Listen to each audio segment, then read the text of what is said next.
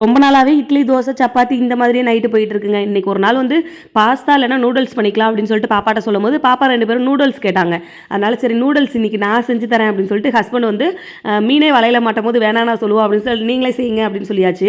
சரி நான் வீடியோ எடுக்கிறேன் கொஞ்சம் ஸ்டைலா ஸ்டவ் ஆன் பண்ணுங்க அப்படின்னு சொல்லி சொன்னேன். அது கொஞ்சம் காமெடியாவே முடிஞ்சிருச்சுங்க. நான் நூடுல்ஸை வேக போட்டேன், அவங்க காயெல்லாம் கட் பண்ணாங்க. அதுக்கப்புறம் வந்து பார்த்தீங்கன்னா, அந்த எக் வந்து ஒரே கையால அப்படி ஸ்டைலா உடைப்பாங்க பார்த்தீங்களா? அது அழகா இருக்கும்ல. அதை நான் ரொம்ப நாளா கேட்டுக்கிட்டு இருந்தேன். அது வந்து பார்த்தீங்கன்னா, இன்னைக்கு ஓப்பன் பண்ணுறதுக்கு சொல்லி கொடுத்தாங்க. ஒரு 2 முட்டை உடைச்சு பார்த்தேன். அது ஒண்ணும் கரெக்ட்டா வரல. அதுக்கப்புறம் வந்து பார்த்தீங்கன்னா, ஒவ்வொரு டைமும் நீ முட்டைய யூஸ் பண்ணும்போதெல்லாம் இந்த மாரி ட்ரை பண்ணு கரெக்ட்டா வந்துரும் அப்படின்னு சொல்லி சொன்னாங்க. சரின்னு சொல்லிட்டு நானும் மனச தேத்திக்கிட்டு, அப்படியே வந்து அவர் வந்து நூடுல்ஸ் பண்றத அப்படியே நான் பார்த்துக்கிட்டு இருந்தேன். எப்பயுமே வந்து நூடுல்ஸ் பண்ணும்போதெல்லாம் வந்து பார்த்தீங்கன்னா, அது எல்லாம் அடுப்பெல்லாம் சிதறி போயிரும். அதனால வந்து நான் ஏதாவது ஒண்ணு நீ சமைச்சாலும் நான் கிளீன் பண்றது எனக்கு 2 வேலை அப்படின்னு சொல்லி நான் சொல்லிக்கிட்டு இருப்பேன். அதுக்கப்புறம் மிம்மியாவும் டியூஷன்லேருந்து வந்ததுக்கப்புறம் 2 பேரும் ஃபன் பண்ணிக்கிட்டே வந்து பண்ணிக்கிட்டு இருந்தாங்க. இந்த காயெல்லாம் வதங்குற வரைக்கும் வந்து பார்த்தீங்கன்னா, அவங்க பண்ணாங்க. அதுக்கப்புறம் நூடுல்ஸ் மட்டும் போட்டோனே, "நீ மிக்ஸ் பண்ணிக்கோ. அப்பதான் அடுப்பெல்லாம் சிதறாம இருக்கும்." அப்படின்னு சொல்லி குடுத்துட்டாங்க. அதுக்கப்புறம் மிக்ஸ் பண்ணிட்டு, அப்படியே ஃபேமிலியோட உட்காந்து பார்த்தீங்கன்னா, நைட்டு டின்னரும் சாப்பிட்டு முடிச்சாச்சு. ஓகே ஃப்ரெண்ட்ஸ், பாய்.